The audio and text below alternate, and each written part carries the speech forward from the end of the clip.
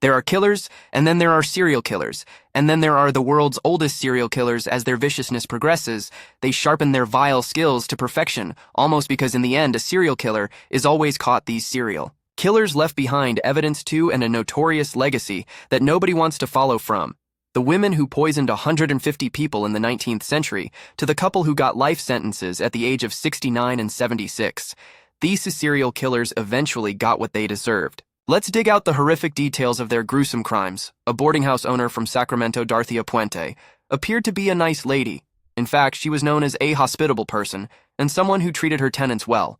What could possibly go wrong? Appearances can be deceptive, and she proved it. Puente killed many of her tenants like many killers. Her motive was money. She would cash their social security checks after murdering them. She killed 9 people in cold blood, but unfortunately, she was only sentenced for 3 of those killings. So when did Puente start their spree of murdering innocent people? Well, you'd probably think serial killers start out young, but don't forget, we're talking about the world's oldest serial killers. Puente was 53 when she ruthlessly murdered her first victim. This was back in April 1982, and her victim was an unsuspecting Ruth Monroe. The manner of killing, it wasn't the common shooting or stabbing, but a combination of drugs. Instead, she used this killing technique on all of her 8 victims thereafter. Her cruel and calculated murder spree ended in 1988. After killing Alvaro Montoya, Puente was almost 60 at the time. Her trial lasted for 5 long years, and finally in 1993, she was sentenced to life imprisonment. She died in prison at 82 years old in 2011. Samuel Little was a nightmare you wouldn't ever want to wake up to in reality. Well, because you might not really wake up ever. Samuel Little was initially suspected to have killed a whopping 93 women, out of which 60 were confirmed. But later in 2019, he confessed to all 93 killings. He started his gruesome and ruthless killings back in 1970, and there was nothing stopping him from going on with it until 2005. That's more than 30 years of consistent murdering people. He was unstoppable. He killed his victims by means of strangulation, and sadly, some bodies were never found. When asked where he killed most of his victims, he answered like the interviewers were asking him about where he left his candies. He was that nonchalant and casual about these horrific crimes, that some bone-chilling audacity to talk so remorselessly about those innocent victims whose lives he snatched away.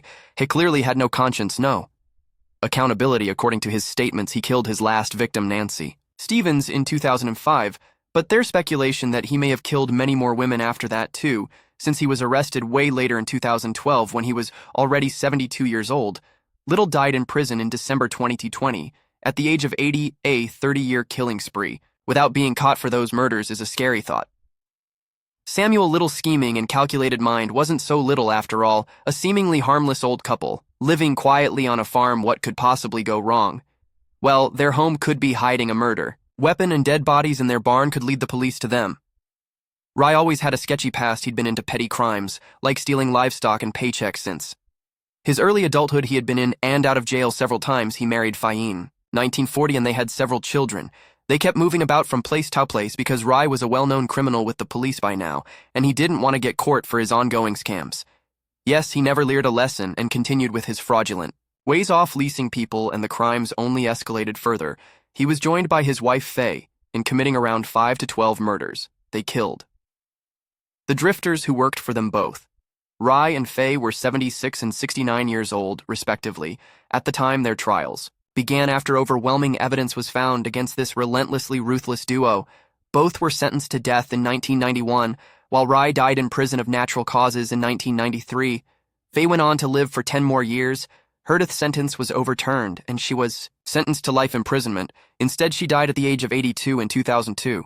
It seems like the Copeland couldn't really cope with the outcome of their heavy sentences. Baba Anushka, the killer healer, an old lady that people consider to be a healer in a small village in Yugoslavia, turned out to be their death sentence instead.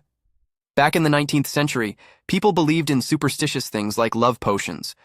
Well, Baba Anushka was apparently the provider of such heart-healing and romance-inducing concoctions. People believed that her potions would solve their marriage problems, so what did this potion contain to suddenly inject feelings of love in a loveless heart?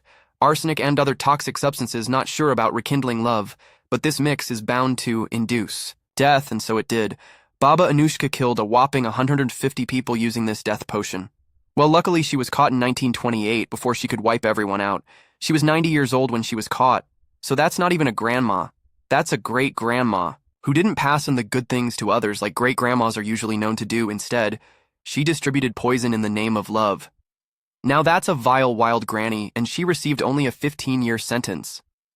Guess the world had some weird laws back then. 150 people were killed, 15 years in prison. That's not even the weird part. Baba Anushka was released only after serving half her sentence. Yes, she was 98 and very much alive. She died 2 years later, after hitting a century. Well, unfortunately, some murderers do get away despite their unimaginably cruel and horrific crimes. One thing, though, is for sure nobody is buying love potions ever again. Kevin Gavin killing old people for money. Kevin Gavin seemed like a regular guy who took odd jobs in some old people's houses. Well, initially, that's what he seemed to be, a normal man just trying to look for work and helping some old people out. Shockingly, he proved that perception to be completely wrong. Nobody could imagine what was coming next. He was no innocent man. But nobody suspected him until things started taking a really dark turn. Kevin Gavin killed 3 elderly women in New York. He stabbed his first victim, 82-year-old Myrtle McKinn, to death on November 8, 2015 at around 2 p.m. He used a steak knife from inside her apartment and stabbed her in the neck. Since she was so old, the authorities initially believed that she'd died of natural causes. It wasn't until the funeral director found a stab wound in her neck that they figured out that it was a homicide. Gavin killed his second victim almost 4 years later, on April 30th, 2019 at around 11:45 p.m. has strangled 83-year-old Jaya James inside her apartment. James's body was found by her grandson. Meanwhile, Gavin was still roaming free looking for his next victim.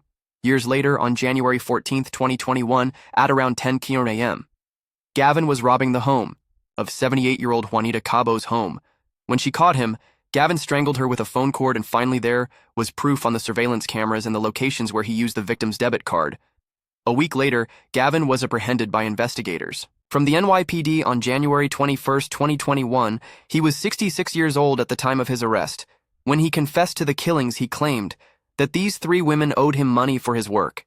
If someone owes you money, you don't murder them.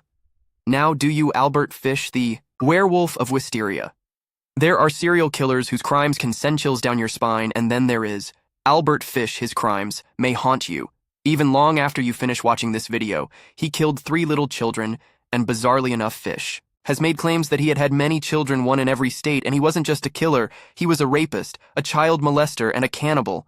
He had many names too: the werewolf of Wisteria, the Greyman, the boogeyman, the moon maniac, and the Brooklyn vampire. He got into male prostitution early on in his life, and would often molest really young boys younger than 6. His criminal and deranged mind only got worse as he aged. In 1910, when Fish was around 40 years old, he sexually tortured a 19-year-old male in an old farmhouse for 2 whole weeks. Eventually, he cut off his genitals. He used a Honda, a meat cleaver, and a butcher knife to torture, mutilate, and kill his victims in an unimaginably horrific manner. And he didn't just kill them, he even ate some of his victims, which is why he was also called a cannibal. In 1928, he murdered and ate a 10-year-old girl, Grace Budd. Fish was 58 years old at the time. He wrote Grace's mother a letter describing how he killed and ate her. He repeated the same heinous crime of killing and eating a 4-year-old boy, Billy Gaffney. Thankfully, Fish was eventually caught. He was 62 years old when he killed his very last victim, 17-year-old Benjamin Collings, in 1932, and was caught 2 years later. He was charged with all the murders and was served a much-deserved death penalty. He was executed by electric chair on January 16, 1956. He was 65. At the time, it was an end to his deranged mind, a stop to the misery he would have caused to his future victims, but it's not the end.